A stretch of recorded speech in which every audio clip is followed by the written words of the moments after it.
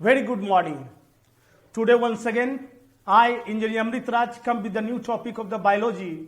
The name of the topic is your respiratory system. In Hindi it is called श्वसन तंत्र. तो आज शुरू करते हैं. उस चैप्टर का नाम है रेस्पिरेटरी सिस्टम, श्वसन तंत्र. रेस्पिरेटरी सिस्टम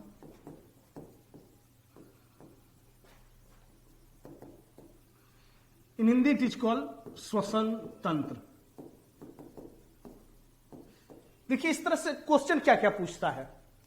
रेस्पिरेटरी सिस्टम में सबसे पहले ये समझेंगे कि आखिर होता क्या है.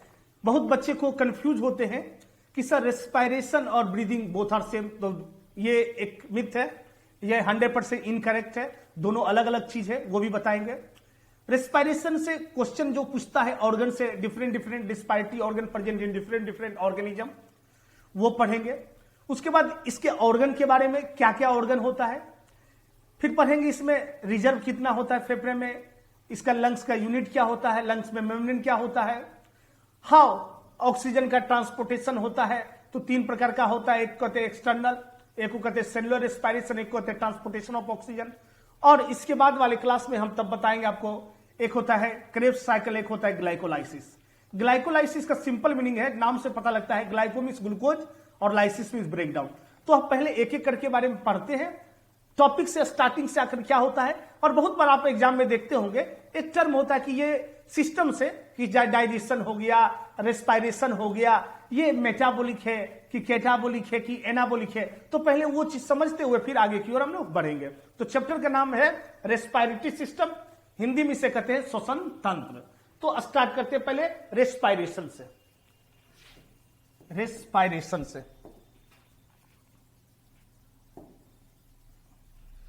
देखिए, इसको हम रेस्पिरेशन में क्या हुआ कि सर जो भी हम खाते हैं वो क्या है, ग्लूकोज हो गया.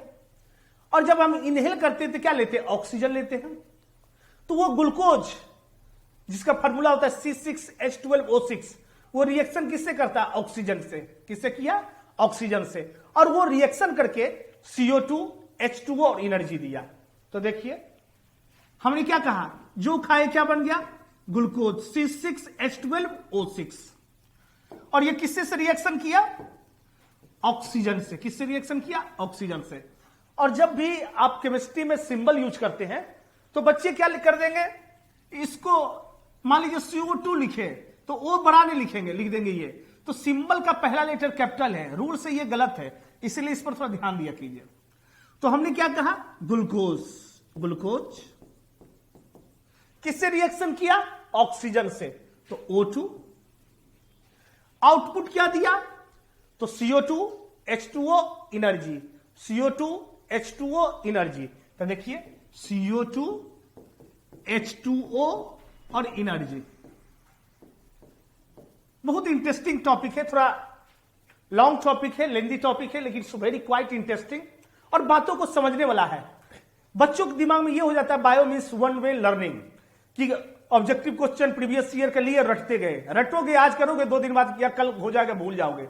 लेकिन जब किसी भी चैप्टर को, टॉपिक को टॉप टू द बॉटम और बॉटम टू द टॉप अगर बढ़िया से फील कर लोगे, फील तभी होगा जब बातों को समझोगे. और तब यू हैव टू एक्साइट, आप एकदम कैटलिस्ट की तरह एक्साइटेड हो जाओगे कि देखते ही इस चैप्टर से पढ़े तो क्वेश्चन बनता है या नहीं बनता है, कि what type of question ask in the previous year examination in different exam.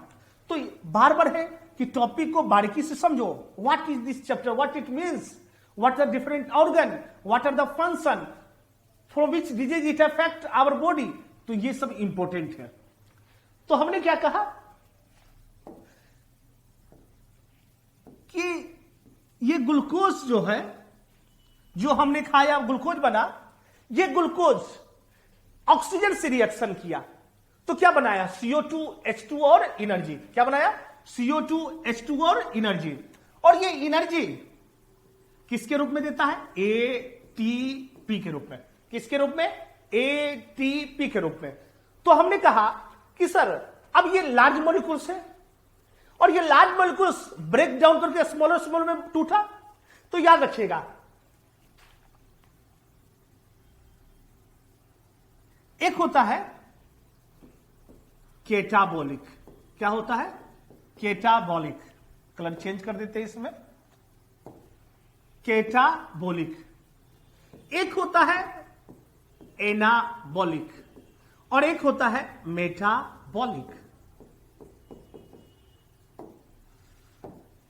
अब देखिए, इस केटाबॉलिक में जब लार्ज मॉलिक्यूल्स ब्रेक डाउन होकर के स्मॉलर मॉलिक्यूल्स में टूट जाएगा, डिसोसिएट हो जाएगा और एनर्जी देगा।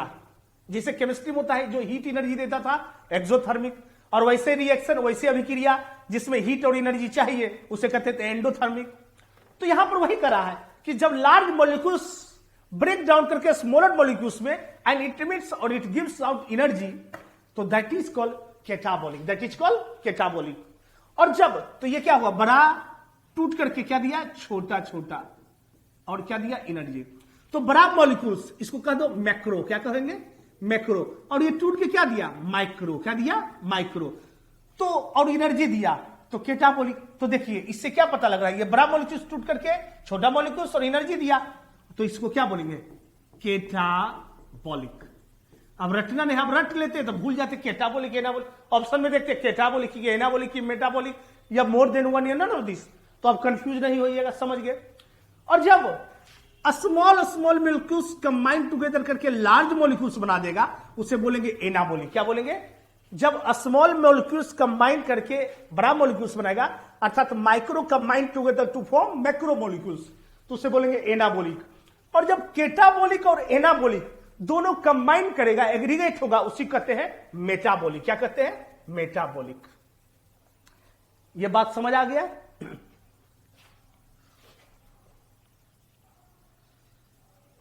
अब नेक्स्ट देखिए,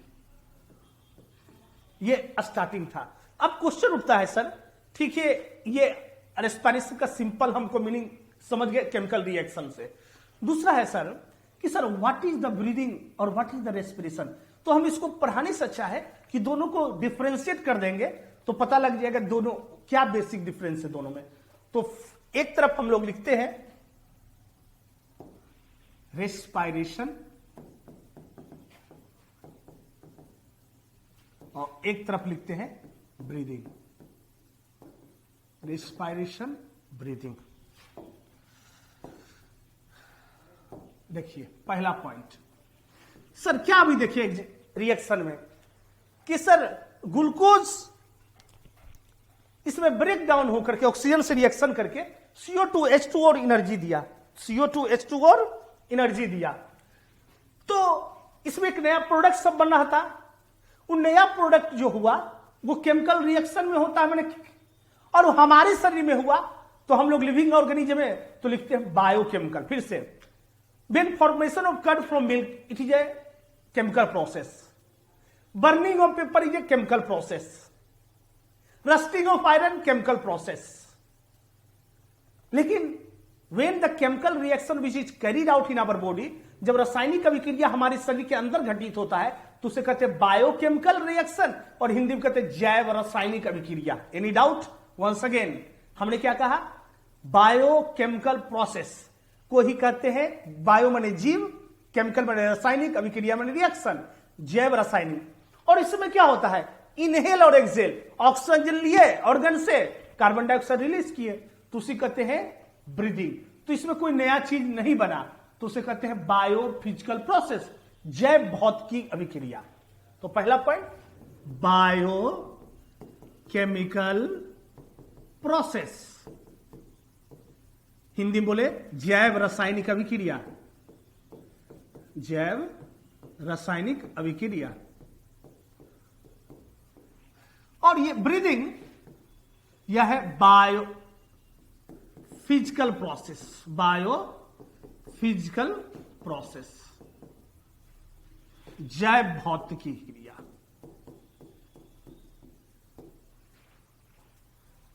बायोकेमिकल रिएक्शन लिख देते हैं,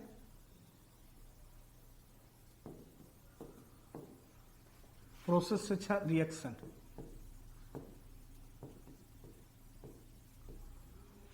इसको कहेंगे जैव भौतिक अभिक्रिया। पहला क्लियर हो गया, बायोकेमिकल रिएक्शन और ये बायोफिजिकल रिएक्शन। अब आगे देखिए दूसरा पॉइंट इसका कि सर सेल जब पढ़ाए थे इंट्रोडक्शन में, जब और पढ़ाएंगे जब एप्लीकेशन से, तो हमने कहा कि सर रेस्पिरेशन एक वहां पर क्वेश्चन पूछा था बीपीएससी और एसएससी सीजीएल में पूछा भी हुआ है, हिंदी में पूछा कि कोशिकीय श्वसन का सक्रिय स्थल, देखिए एग्जाम का लैंग्वेज कैसा होता है हिंदी का, कोशिकीय श्वसन का सबसे सक्रिय स्थल कोशिका का कौन सा अंग है, तो माइटोकॉन्ड्रिया। तो इससे पता लग गया कि सेलुलर रेस्पिरेशन अर्थात respiration it is always takes place in mitochondria. और ये ब्रीदिंग कहाँ होता है, ऑर्गन से, नॉस्ट्रिल से गया नसल पैसेज, नसल पैसेज से फेरिंग्स, लैरिंग्स, ट्रैकिया, फिर ब्रोंकी, ब्रोंकियोल, एल्वोलाई, नीचे बेस में क्या है, डायफ्राम। तो ये ऑर्गन पर हुआ, लेकिन ये रेस्पिरेशन ये कहां होता है, माइटोकॉन्ड्रिया में। कहां होता है, माइटोकॉन्ड्रिया में। और ये ब्रीदिंग कहां हुआ, ऑर्गन लेवल। ऑर्गन लेवल बताया, स्टार्ट कहां हुआ, नॉस्ट्रिल, नसा छिद्र, नसल पैसेज, नसा मार्ग, फिर आपको फेरिंग्स, लैरिंग्स, फिर ट्रैकिया जिसको कहो विंड पाइप, उसके बाद ब्रोंकी, ब्रोंकियोल, एल्वोलाई। और याद रखना bronchi, bronchiole, alveoli these are the parts of the lungs. और यही एल्वोलाई जिसे हिंदी में कहते हैं कुपिका, कहीं लिखा रहेगा वायु कुपिका, वही लंग्स का यूनिट है, लंग्स का यूनिट है। क्या क्या बोले, फिर से बोलिएगा, नॉस्ट्रिल, नसा छिद्र, नसल पैसेज, नसा मार्ग, फिर फेरिंग्स, ग्रसनी, लैरिंग्स, वॉइस बॉक्स या स्वर यंत्र, उसके बाद trachea, wind pipe, bronchi, bronchiole और एल्वोलाई, और नीचे डायफ्राम रहता है, देखते हैं आप। तो ब्रोंकी, ब्रोंकियोल, एल्वोलाई, ब्रोंकी को श्वसनी, ब्रोंकियोल को श्वसनिका, एल्वोलाई को कुपिका। तो bronchi, bronchiole, alveoli these are the parts of the lungs, these are the parts of lungs. और हमारे लंग्स का कैपेसिटी होता है to hold air 5500 millimetre, approx 6 litre, approx 6 litre. और ये कहां हुआ, ऑर्गन लेवल। ऑर्गन लेवल अंग पर, ऑर्गन लेवल, ये भी समझ गए। तीसरा समझिए, कहता है सर रेस्पिरेशन में क्या, देखिए एनर्जी निकला, तो इसमें एनर्जी रिलीज होता है रेस्पिरेशन में, और ब्रीदिंग में नीदर एनर्जी रिलीज्ड और नॉर एब्सॉर्ब्ड। तो हमने क्या कहा कि रेस्पिरेशन में एनर्जी इज रिलीज्ड, तो आम बात हम करते हैं क्या, ये तो एक तुम कैटाबोलिक हुआ, और दूसरा क्या कहेंगे, एक्सोथर्मिक रिएक्शन भी हुआ, और इसमें न एनर्जी निकलता है न लेता है, neither energy release nor absorb. Energy released respiration में देखे थे, और किसके रूप में, एटीपी। और एनर्जी जो रिलीज होता है एटीपी के रूप में, इस एटीपी को एडेनोसाइन ट्राइफॉस्फेट कहते हैं। क्या कहते हैं, एडेनोसाइन, टी से ट्राई और पी से फॉस्फेट, क्या बोलते हैं, एडेनोसाइन ट्राइफॉस्फेट। और फॉस्फेट होता है PO4 3-, याद रखिएगा। और इसी को कहते हैं एटीपी को, इसी एटीपी को कहते हैं ऊर्जा की मुद्रा, करेंसी एनर्जी, ऊर्जा की मुद्रा एटीपी में। तो जिस तरह एनर्जी का यूनिट क्या बोलते हैं कैलोरी बोलते हैं, अर्ग होता है डाइन, और एक डाइन में 10⁵, एक न्यूटन 10⁵ डाइन होता है। उसी तरह एनर्जी जो रिलीज होगा वो किसके रूप में, एटीपी के रूप में। किसके रूप में, एटीपी। एटीपी क्या है, ऊर्जा की मुद्रा, करेंसी एनर्जी। पूरा क्या नाम है, एडेनोसाइन ट्राइफॉस्फेट। और फॉस्फेट का फॉर्मूला PO4 3-, PO4 3-, याद रखिएगा।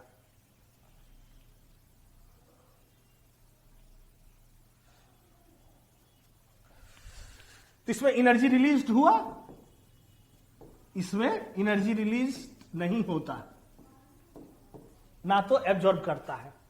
तो रेस्पिरेशन ब्रीदिंग समझ गए आप रेस्पिरेशन क्या होता है वो भी समझ गए। अब आगे देखिए, ऑर्गन के बारे में बात करते हैं। किसके बारे में, ऑर्गन के बारे में। देखिए ये स्टार्ट कहां से हुआ, देखिए this part is called frontal sinus. क्या बोलते हैं इसको, फ्रंटल साइनस। ये क्या हुआ, नजल कॉनिक, ये यहां पर हुआ नोज, और ये आगे होते हुए नसल पैसेज। अब देखिए इधर से, ये सामने वाला तो फ्रंटल, इसको कहते हैं स्फेनोइडल। ये क्या हुआ, नसल कैविटी, जिसको हिंदी में कहते हैं नसा गुहा। ये पहले हिंदी बता देते आपको। लैरिंग्स, इसको कहते हैं सिंपल इंग्लिश में वॉइस बॉक्स, स्वर यंत्र। और इसी से हमारे साउंड प्रोड्यूस किया होता है। आप यहां देखते होंगे कि वाइब्रेशन प्रोड्यूस होता है, वाइब्रेशन जो प्रोड्यूस होता है तो उसी कारण साउंड प्रोड्यूस किया जाता है। तो कहेगा which organ present in human body to produce the sound, हमारे शरीर में कौन से पार्ट से ऑर्गन है हमारे इस रेस्पिरेशन में जो साउंड प्रोड्यूस करता है? तो राइट आंसर लैरिंग्स।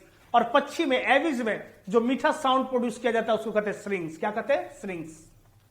अब इस ट्रैकिया को ही हम लोग कहते हैं विंड पाइप। क्या कहते हैं? Wind pipe. अब फिर देखिए क्या बताए, ये लंग्स का 3 पार्ट, एक ब्रोंकस, ब्रोंक्योल्स और एल्वोलाई, 3 पार्ट है। ये जो हो गया आपको यहां से देखिए विंड पाइप, ये ट्रैकिया आया पार्ट में बट गया, ये ट्रैकिया आया,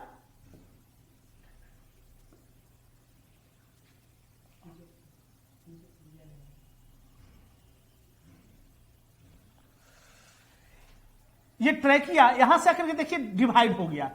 ये डिवाइड जो होता है ये देखिए क्या है? ब्रोंकस। क्या है ये? ब्रोंकस। और ये देखिए यहां पर बंच लाइक स्ट्रक्चर है, इसी को कहते हैं एल्वोलाई। क्या कहते हैं? और यही लंग्स का यूनिट है और इसको हिंदी में कहते हैं कूपिका। क्या कहते हैं?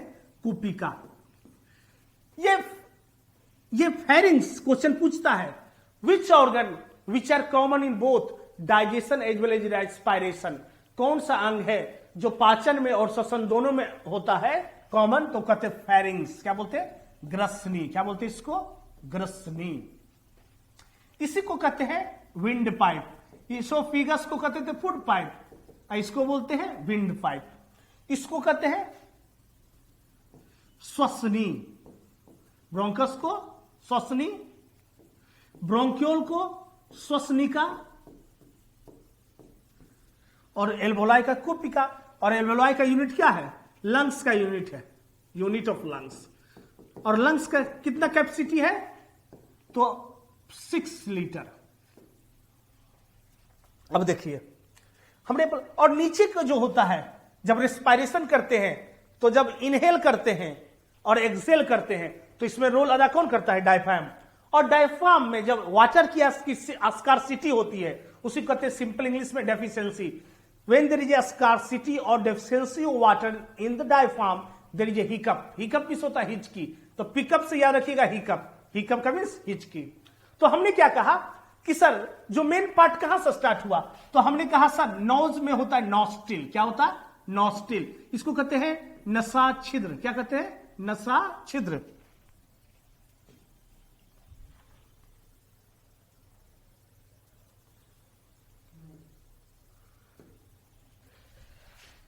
नसा छिद्र। उसके बाद कहां आया? उसके बाद आया नसल पैसेज। क्या आया? नसल पैसेज, हिंदी में कहे नशा मार्ग। उसके बाद क्या बोले? फेरिंग्स। उसके बाद लैरिंग्स, ट्रैकिया। यहां तक पहले समझते हैं। देखिए क्या क्या बोले? नोज से स्टार्ट हुआ, नोज में नोस्ट्रिल से। और नोस्ट्रिल्स में क्या होता है? हेयर लाइक स्ट्रक्चर होती है, बाल जैसी संरचना होती है। जो हार्मफुल जो भी एयर हुआ या हार्मफुल बैक्टीरिया हुआ उसको म्यूकस बना करके, चिपचिपा बना के उसको रोकता है। तो जो हमारा एयर होता है जाता है, इंटर करता है, नोज में जो एयर हुआ, बाल हुआ, वो काम करता है फिल्टर का। किस चीज का? फिल्टर। कहेगा कितना लीटर स्रावित होता है? तो 1 लीटर।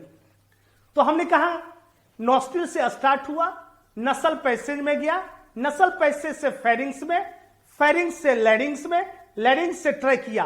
अब हमने क्या बताया कि उसके बाद ये जो लंग्स का पार्ट है ये 3 भागों में डिवाइड हुआ।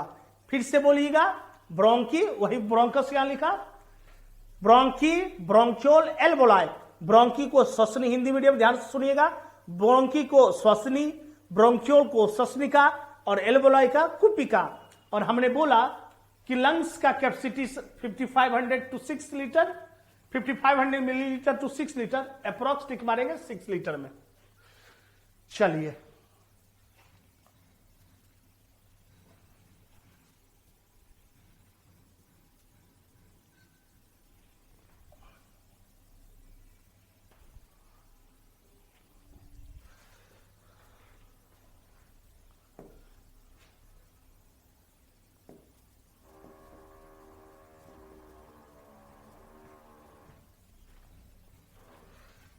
ऑर्गन।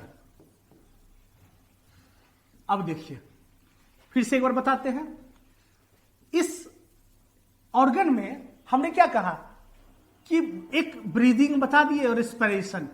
तो ब्रीदिंग ये दो तरह के होते हैं, कितने प्रकार के? दो प्रकार के। यहां पर एक को कहते हैं इनहेल, क्या बोलते हैं? इनहेल, और दूसरे कहते हैं एक्सहेल। अब देखिए इस इनहेल को निश्वसन, ध्यान दीजिएगा, सिंपल हिंदी है, निश्वसन, और जब ज्यादा जोड़ देंगे तो कहते हैं एक्सहेल, निश्वसन। क्या बोले? निश्वसन। देखिए रेस्पिरेशन में तीन तरह का प्रोसेस किया है इसको। एक को कहते हैं एक्सटर्नल रेस्पिरेशन, एक को कहते हैं सेलुलर रेस्पिरेशन, और एक को कहते हैं इंटरनल रेस्पिरेशन, एक्सटर्नल, और transportation of gases. External, cellular तो अंदर ही हो गया, और तीसरा है ट्रांसपोर्टेशन। ट्रांसपोर्टेशन का मीनिंग यहां होता है, एग्जैक्ट वर्ड होता है एक्सचेंज ऑफ गैसेस, और एक्सचेंज मीन्स क्या होता है? विनिमय। एक्सचेंज मीन्स अदला बदला, विनिमय। और ये क्यों होता है? देखिए एयर फ्लो तब होता है जब प्रेशर का डिफरेंस होता है, तो हमारे शरीर में भी जब प्रेशर का डिफरेंस होता है, इलेक्ट्रिसिटी फ्लो क्यों करता है? पोटेंशियल के डिफरेंस के कारण। Air flow, movement of air को क्या बोलते हैं? विंड बोलते हैं, ज्योग्राफी में पढ़ते हैं। और जब वही प्रेशर डिफरेंस हुआ, हाई प्रेशर लो प्रेशर, तो उसके कारण क्या होता है? एयर फ्लो करता है। और ये जो हम लोग के शरीर में जो एक्सचेंज होता है, गैसों का विनिमय होता है, उसमें सबसे इंपॉर्टेंट रोल अदा करता है एल्वेओलाई, जो तीसरा पार्ट बताए थे, जो लंग्स का यूनिट है। और उसका रीजन भी है कि एल्वेओलाई पतली होती है, थीन होती है, इसका सरफेस एरिया पृष्ठीय क्षेत्रफल ज्यादा होता है, पृष्ठीय क्षेत्रफल ज्यादा, और इसके बेस में मॉइस्चर होता है, नमी होता है। क्या होता है? नमी होता है, पतली होती है, सरफेस एरिया ज्यादा होता है। तो these are the parts, these are the main characteristics which are very essential for the exchange of gases, and all the things are present in the alveoli cupica. Hence I say the alveoli cupica, it is a unit of lungs. फेफड़ा का मात्रक alveoli है, जिससे nervous system का मात्रक unit neuron, kidney का unit nephron, उसी तरह लंग्स का यूनिट एल्वेओलाई। और लंग्स में जो मेम्ब्रेन होता है, झिल्ली होती है, उसे कहते हैं प्यूरल मेम्ब्रेन। क्या बोलते हैं? प्यूरल। और लंग्स का कैपेसिटी 5500 से मिलीलीटर से 6 लीटर, तो ऑप्शन में देख के मारेंगे।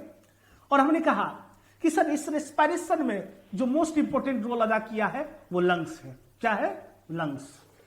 तो अब देखिए ब्रीदिंग, तो हमने क्या किया? इनहेल क्या किया? ऑक्सीजन। क्या किया? ऑक्सीजन।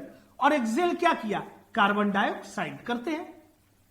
अब देखिए हम जब एयर लेते हैं तो एयर तो सब आ गया, तो देखिए क्या होता है, इधर लिखते हैं इनहेल, इधर एक्सहेल। तो छोटू नाइट्रोजन है 78%, ऑक्सीजन है 21%, कार्बन डाइऑक्साइड है 0.03%। तो ये इनहेल जब किए nitrogen 78%, oxygen nitrogen 78%, oxygen 21%, carbon dioxide 0.03%। लेकिन जब एक्सहेल करते हैं तो नाइट्रोजन कंप्लीटली आउट हो जाता है 78%।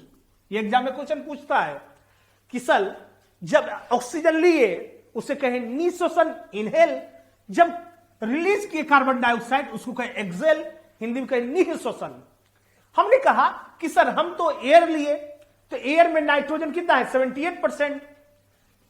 तो ये नाइट्रोजन एक्सहेल के टाइम कंप्लीटली 78% हम लोग बाहर कर दिए।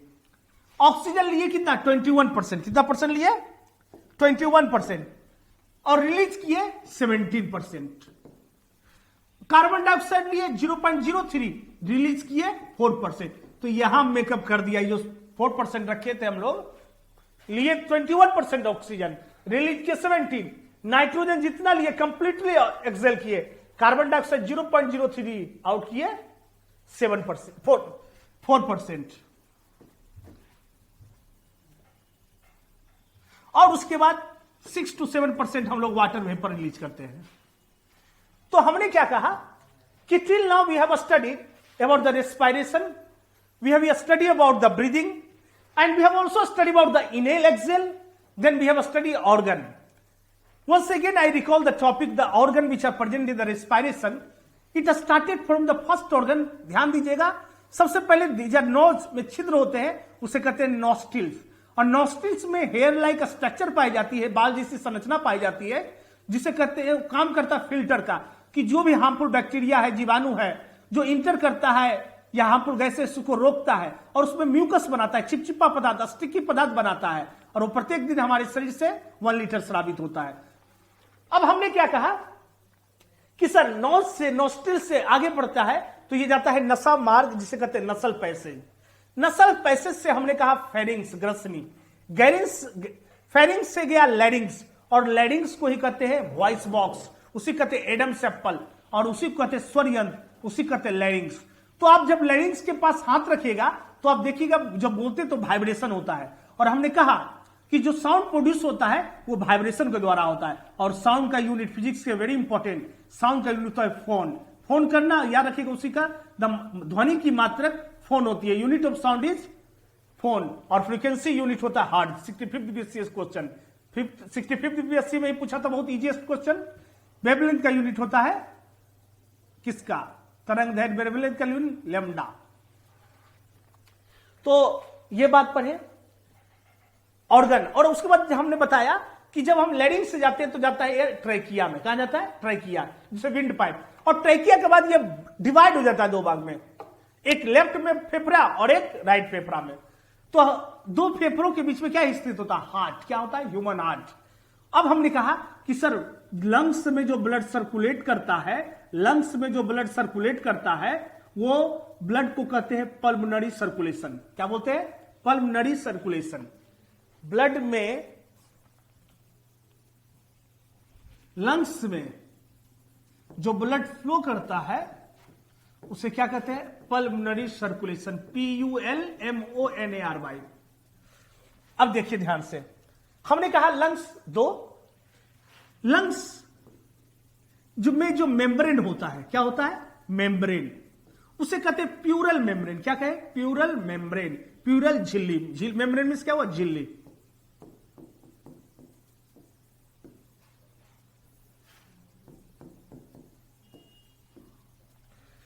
अब इसका यूनिट बता दिए, एल्वोलॉय, कोपिका।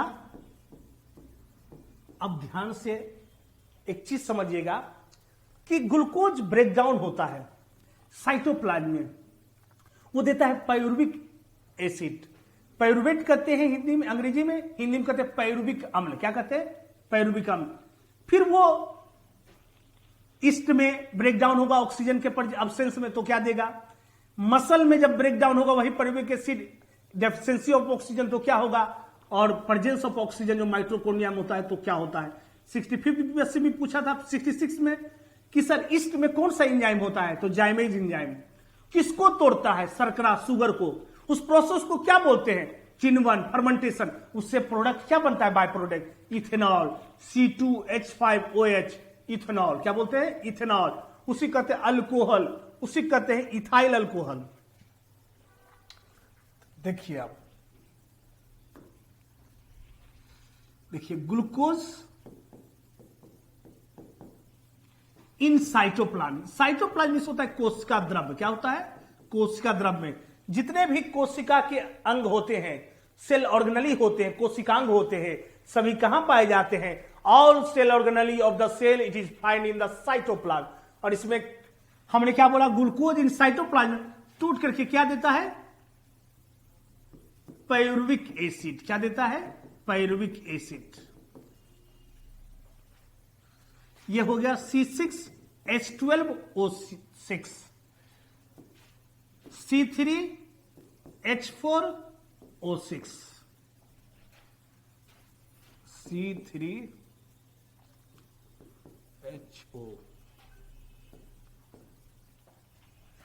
अब ये पायरुविक एसिड ये टूटता है, देखिए 3 जगह बना रहे हैं। ग्लूकोज टूटा पायरुविक एसिड में, और ये पायरुविक एसिड अगर ईस्ट में, ईस्ट में होता है खमीर। क्या? खमीर में ऑक्सीजन के अब्सेंस में, ऑक्सीजन के अब्सेंस माने अनुपस्थिति में, तो क्या देता है? इथेनॉल, CO2 और एनर्जी। लेकिन जब ये हमारे मसल्स में, जहां पर मसल मीन्स मांसपेशी में, ऑक्सीजन के अस्कारसिटी में, ऑक्सीजन के अस्कारसिटी माने कमी में, फिर से समझिएगा, ग्लूकोज साइटोप्लाज्म में ब्रेक में टूटता जब है तो पायरुविक अम्ल दिया, और ये पायरुविक एसिड ईस्ट में जब ऑक्सीजन का अवशेष होता है तो देता है C2H5CO2 प्लस एनर्जी। C2H5H को कहते हैं, यहां लिख देते हैं इथेनॉल। क्या बोलते हैं इसको? इथेनॉल। इसी को क्या बोलते हैं? अल्कोहल। इसी को क्या बोलते हैं? Ethyl alcohol. क्या बोलते हैं? Ethyl alcohol. कभी कंफ्यूज नहीं होइएगा, समझिएगा, बहुत इंपॉर्टेंट है ये। देखिएगा आप एनसीईआरटी में आपको मिलेगा, और ये तो हाँ एग्जाम, बोर्ड का एग्जाम तो है नहीं जो आपको लिखना पूरा रहेगा, इसी से क्वेश्चन पूछता है, इसलिए ध्यान से देखिएगा। ग्लूकोज साइटोप्लाज्म में ब्रेक डाउन होकर के पायरुविक एसिड, इस पायरुविक एसिड ईस्ट में ऑक्सीजन के एब्सेंस में C2H5OH plus CO2 plus energy दिया।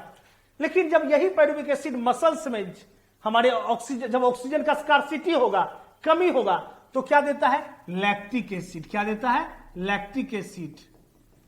और ये लैक्टिक एसिड होता C3H6O3।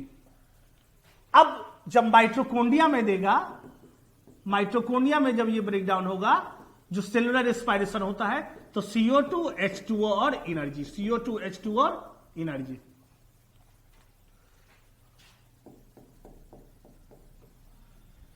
देखिए, ग्लूकोज साइटोप्लाज्म में ब्रेकडाउन जब हुआ तो पायरुविक एसिड, ये पायरुविक एसिड ईस्ट में दिया इथेनॉल, CO2 प्लस एनर्जी।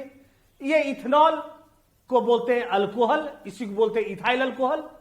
ये मसल्स में, यहां ऑक्सीजन का अब्सेंस में, अनुपस्थिति में, यहां मसल में ऑक्सीजन का स्कार्सिटी, डेफिशिएंसी, कमी में, तो क्या दिया? Lactic acid. और यही लैक्टिक एसिड जब हमारे मसल में डिपोजिट हो जाता है तो मसल क्रैम्प होता है।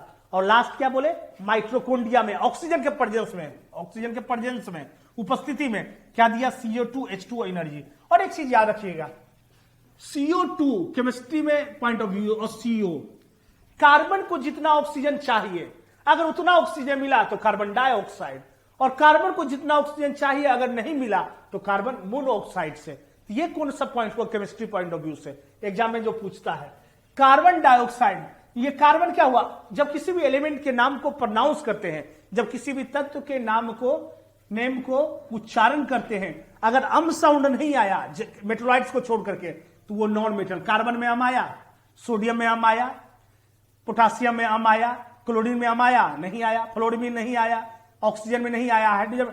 तो मेरे कहने का मीनिंग क्या है कि सर ये कार्बन क्या है? Non metal. नॉन मेटल का ऑक्साइड या तो एसिडिक होता है या तो न्यूट्रल होता है। एसिडिक मींस क्या होता है? अम्लीय, और न्यूट्रल मींस क्या होता है? उदासीन।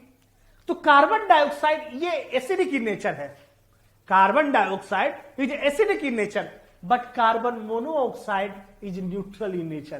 Carbon dioxide acidic in nature, carbon dioxide इसका प्रकृति अम्लीय होता है, और कार्बन मोनोऑक्साइड इसकी प्रकृति उदासीन होती, न्यूट्रल होती है। कोई दिक्कत?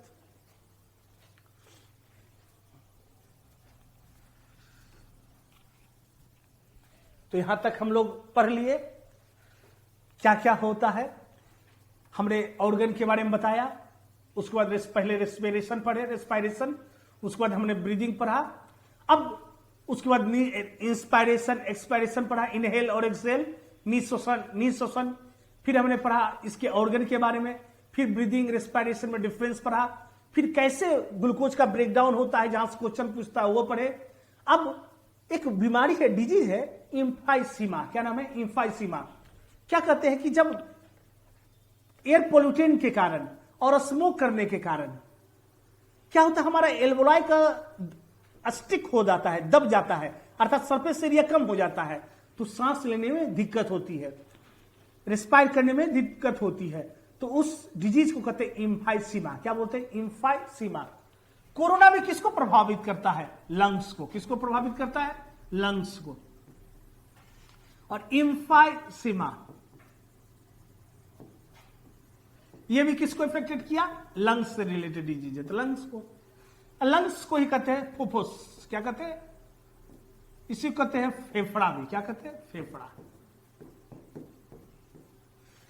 तो till now we have studies about the lungs, फुफ्फुस, we have study about the, और एक चीज और याद रखिएगा जो हमने बताया आपको कि लंग्स में जो कैपेसिटी रहेगा 5500 मिलीलीटर से 6 लीटर। लंग्स में जो मेम्ब्रेन होता है उसे कहते हैं प्यूरल। लंग्स 2 प्रेजेंट होता है और 2 लंग्स के बीच में हाथ होता है। फिर लंग्स जिस डिजीज से प्रभावित होता है, जो एग्जाम में ज्यादा पूछता है, वो इम्फाइसीमा। और अस्थमा भी क्या हुआ? लंग्स को इफेक्टेड करता है। जब वो कोलेस्ट्रॉल बढ़ जाता है क्या देखते हैं? वो सांस लेने में प्रॉब्लम होता है, तो आर्टरी ब्लॉकेज उस टाइम होता है। कोरोना भी किसको इफेक्टेड किया? लंग्स। अब ध्यान से देखिएगा, क्वेश्चन देखिए क्या पूछता है कि स्तनधारी जो होते हैं, मेमेलिया जो होते हैं, वो श्वसन किससे करते हैं? लंग्स से। किससे करते हैं? लंग्स से। तो पहले क्या बोले? स्तनधारी। स्तनधारी को कहते हैं मेमेलिया। और मेमेलिया जब इनल किंगडम पढ़ाएंगे तो बताएंगे कि स्तनधारी वो रेस्पिरेशन लंग्स से करते हैं। किससे करते हैं? लंग्स। अब देखिए पक्षी जो होता है, एबिस जो होता है, वो भी किससे करता है? लंग्स से। तो स्तनधारी हो गया मेमेलिया, वो भी लंग्स से। पक्षी एबिस, वो भी लंग्स से। सरीसृप जिसे रेप्टाइल करते हैं, वो भी लंग्स से। तो याद रखिएगा 3 गो, स्तनधारी, पक्षी और सरीसृप। स्तनधारी मेमेलिया, पक्षी एबिस, सरीसृप रेप्टाइल। ये तीनों किससे किया? लंग्स से। अब जो उभयचर होते हैं, उभयचर में इसका होता है एम्फीबियन, वो फेफड़ा से भी करते हैं, माने लंग्स से, त्वचा से भी करते हैं और स्किन से भी करते हैं। फेफड़ा से करते हैं, त्वचा से करते हैं और गिल से। त्वचा में से स्किन ही होगा। फेफड़ा से, गिल से, त्वचा से। फेफड़ा से, गिल से, त्वचा से। तो पहले इतना लिखते हैं, फिर आगे की ओर बढ़ते हैं। Different organ for respiration. पहला देखिए क्या लिखेंगे?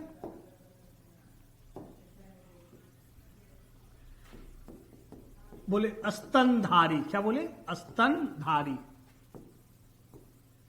इसको क्या बोले? मेमेलिया।